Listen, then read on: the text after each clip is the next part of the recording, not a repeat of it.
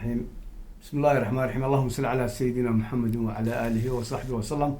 maanta oo ay taariikhdu tahay 11 bishii 12 2015 waa maalin jimcaha halkan aanu ku sugan nahay waa xafiiska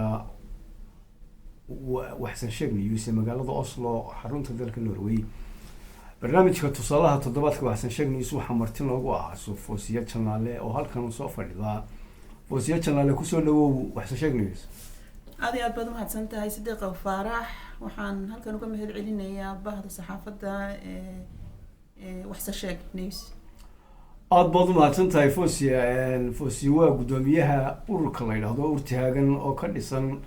dalka Norway magaalada Oslo Foosiya sida had iyo goor saxaafadda ka aragtan waxa ay iyaduna ay ka furtay qayb kamid ah urtihaagan magaalada Burco ee xarunta gobolka Togdheer iyadoo halkaasi caruur yaryar oo dhalaan oo fara badan wax u qabata iskuul barta had iyo goorna aad ka aragtaan saxaafadda maxaad nooga sheegi kartaa Foosiya gudoomiyaha ururkiina urtihaagan urtihaagan sidaad ka warhaysid magaalada Oslo ayaa xaruntiisa weyn tahay waxaana ka ah chairman Dr. Ali Linstad waa nin Norwegian oo muslina dabad waxaa la isla gartay in wadamada Afrika gaar ahaan Somaliland laga furo xarun xanaano lagu xanaaneeyo caruuraha agoomaha ah dabadna waxaan bilownay in aanu ka furno xarun weyn magaalada Burco oo ah caasimadii labaad ee Somaliland waxaanu bilownay 2013 waxaanu ku bilownay markii ugu horeysay 10 caruura oo aanu guri u kireynay kabacdi dawladda hoose ayaanu ka codsanay inay na siiso dhul dabadna dhulkii way nagu caawisay si bilaash ah alxamdulillah dhulkii waanu u guurnay oo waanu dhisnay waxaanu u guurnay 1 September 2014 halkaas oo markii hore caruurtu ay ahayd caruur adigu 10 ku bilownay ilaa 28 baanu la guurnay iminkana waxay noo marayaan 50 caruura ayay noo marayaan ما شاء الله عروضهم أذكريسان يا كويسان قبضة ما قب بورد سيدا بوردن أو كلا أبا مستوى حوي قامل ليلو يمضي بوردن ما مايا وحويا وجرجودي وحويا وسحدان وعنان وديجان ساعتها هاي وحن جيني سكول بريفدا ولا له مستقبل سكول وأنا سكول كسكول لذا كتيرة وصار هي مجال تقدر برعو waxaana taga hadda noo taga 3 arday oo wiilal iyo gabdho bay isugu jiraan ما شاء الله خير بدن ayaa shaqaysatay ma filay caruurahani ma agoon bay u badan yihiin mise 10 caruura oo danyarta ah oo ama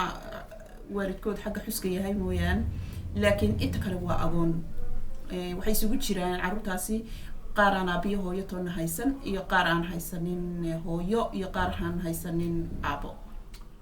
ما شاء الله Foosiya gudoomiye waxaan u maleynayaa ajar badan ayay ku jira waxaan anaguna leenahay Ilaahay haydi ka abaal mariyo amiin ka waran dhaqaalaha aad ku isticmaashaan caruurtan dhalaanka ayaa idin ka caawiya sidaad ugu waan idin sheegay marka hore Dr. Ali ayaa xil qaaday oo nacaawiya waxa kale oo nacaawiya oo ay yeelatay urtihaagan hadda centerku wuxuu yeeshay taageerayaal aad u fara badan oo xiiseeya inay ama booqasho ugu yimaadaan ama ay ka soo caawiyaan oo xawaaradda u soo dhigaan adduunyada dacaladeeda kala degan sida UK oo kale sida North America marka dadka deegaanka Burco oo iyaguna aad noo caawiya sida maxay mushtariga 6 tabaha noqotan dadka dhammaan way caawiyaan marka way helaan wuxuuda alxamdulillah حاضركن سنترك هو سنتر وينو بلادن حضرتنا مرلبات بانو كنا قلنا دولة هوسة الحمد لله دولة هوسة وين على شقيسي دولة قبل كو آديات بين على شقيين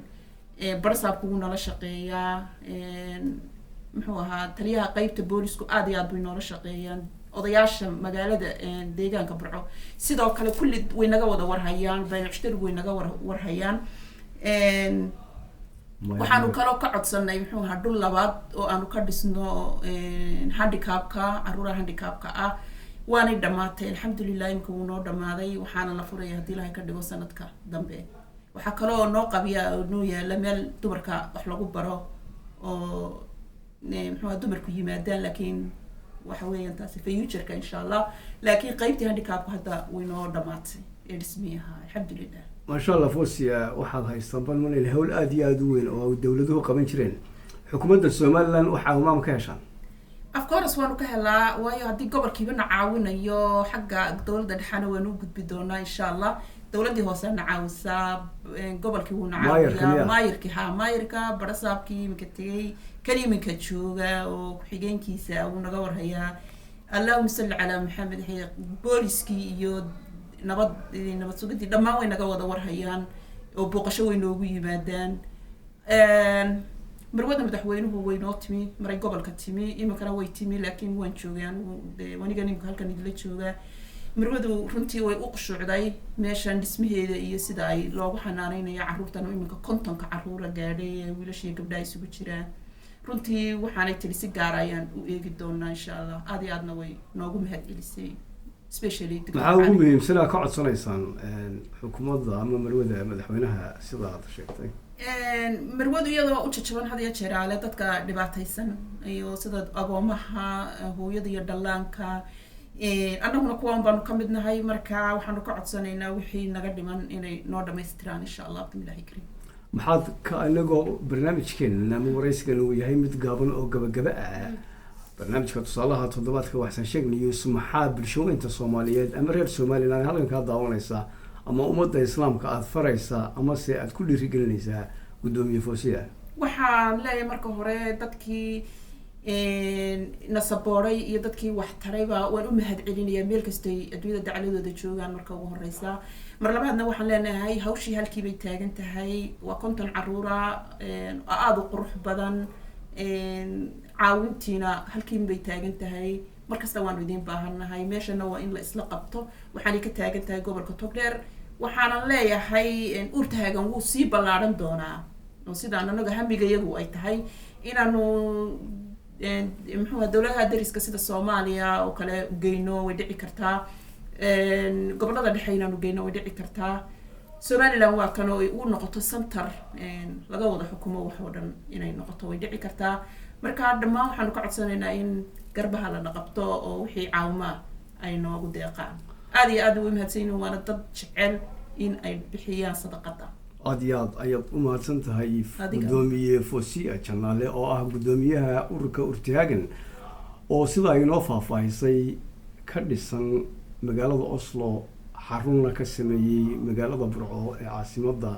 gobolka Togdheer ee xarunta labaad ee dalka Somaliland sida runtii anigoo ah Abwaan Sadiq Faarax oo waraysigan qaadayay aad baan u taageeranaa saxaafadahan iyo suugaan ahaan iyo abwaan ahaan iyo xaq walba biilaahi karim hawsha haysana hawl yar maaha maxaad ku daraysaa Foosiya waxaan ku daraya waxaan kale oo sheegayaa carruurta meesha ku xareysan iyo shaqaalaha meel ku xareysan taasaan ilaaway waxaan mahad gaar u celinayaa Allah raxmaanka ah la barto waxaan mahad u celinayaa shaqaalahayga caawiyay muxuu ahaa inama yar iyo hablo yar oo 20 jir ah oo u haya carruurta ku beera jacayl oo dhabta ku haya oo ila haya anigu maamul guud baanahay meesha dhan gacanta ku qabtay ayaan iyagana aad iyo aad ugu mahad celinayaa waxay ka kooban yihiin